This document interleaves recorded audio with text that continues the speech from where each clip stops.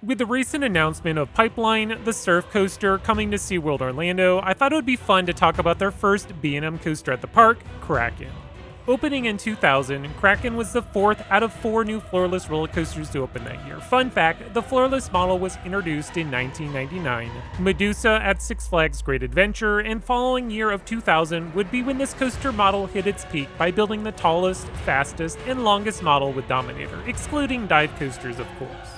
Anyways, Kraken is probably one of the most well-known floorless roller coasters, most likely because it's located in Orlando, Florida, the theme park capital of the world.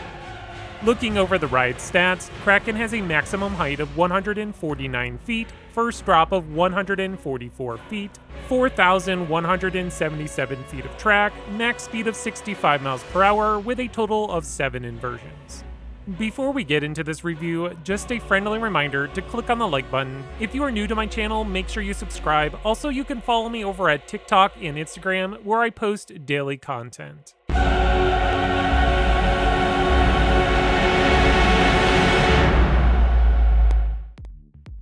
Presentation. Kraken, as the name would suggest, is themed to a mythical water monster. The ride has some theming, mostly revolving around that cave-like structure that the roller coaster dives through near the end of the ride.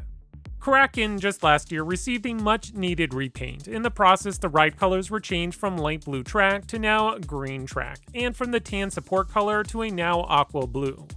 At first, I wasn't a huge fan of the new color scheme, but it's slowly growing on me. Outside of the cave structure, there really isn't any other theming to discuss. The roller coaster is located alongside a lake, which can be nice to look at, especially when the opposite side of that lake is Mako, a hyper coaster by B&M.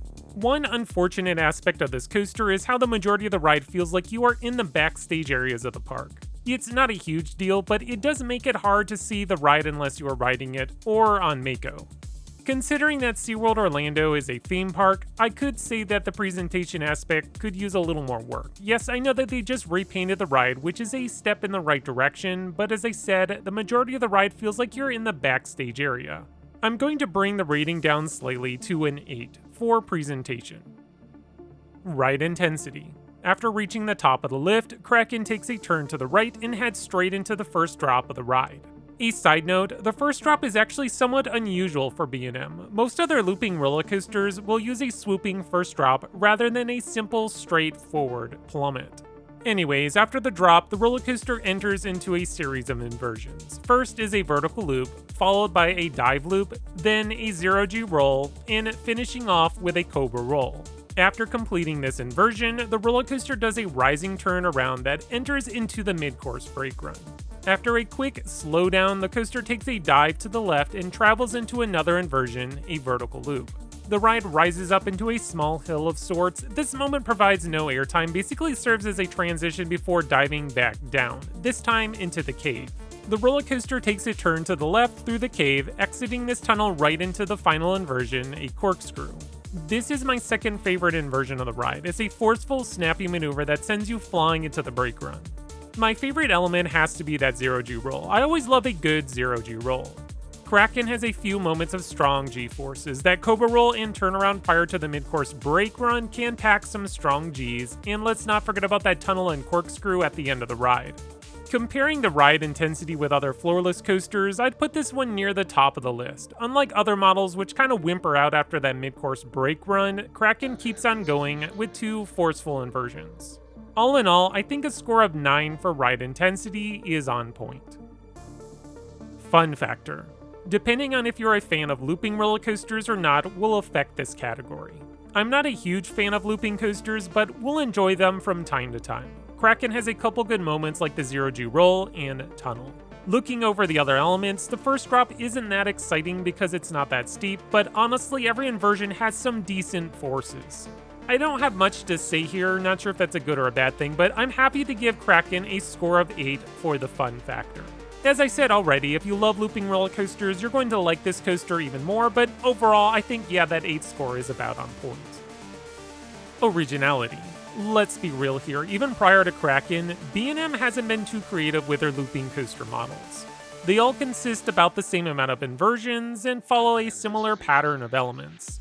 The layout is different, but the first 5 inversions are the same pattern found on Medusa. Clearly, Kraken is not original. It was the 4th out of 4 floorless roller coasters that opened in that year. Speaking to that though, could you imagine getting 4 new B&M coasters in 1 year? What's also crazy is that there were a total of 6 new roller coasters by B&M, all opening in 2000, but yeah, moving on, Kraken gets a score of 5 for originality. Ride smoothness. Being over 20 years old, Kraken is somewhat smooth. There's a rattle that pops up during certain elements like the cobra roll and dive loop, but it's not too much. I think it all depends on where you are seated on the train. My wife complained of the rattle after riding near the back of the train, but I sat in the very front row and I thought it was fine. Overall, I'd say that it's a passable score, but something to be aware of. Ride smoothness gets a score of 7. Alright, the final tally comes to 7.4, which is considered to be a good score. If you've never been on a floorless roller coaster, I think you'll find more here to enjoy. It's an interesting sensation, but somewhat of a gimmick.